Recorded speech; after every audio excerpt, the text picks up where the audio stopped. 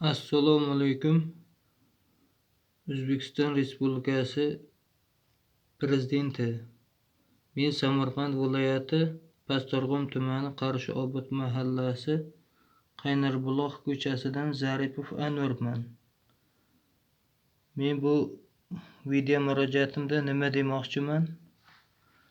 Video murojaatda O'zbekistonda haqiqat, adolat, qonunlar faqat oddiy xalqqa bosim bo'lib ishlayotganligi masalasi bo'yicha sizga mana video murojaatim.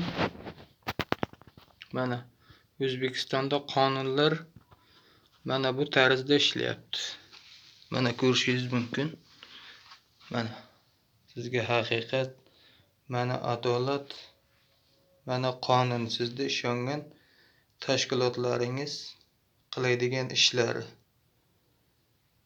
O'zbekistonda qonun faqat qog'ozbozlik bilan ishlaydiganligi mana 4 metrlik uyimdan mana qolgan joylari. Mana ozgina ko'rpa yostig'imga joy qoldi mana. Pastdarg'om tumanida ham, Samarqand viloyatida ham, O'zbekiston Respublikasida ham faqat qog'ozbozlik, oddiy xalqqa bosim, qamoq, qo'rqitish, qarzga tiqish, haqiqat yo'q.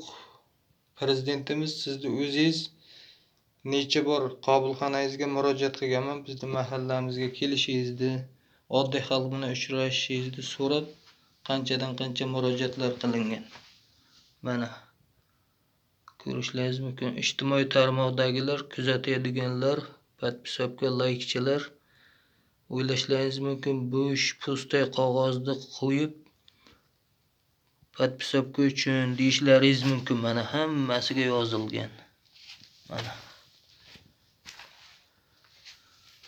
yolg'on, bu necha yillik bepashta shu prezidentimiz qabulxonasi ochilgandan buyog'iga mana hammasiga yozilgan.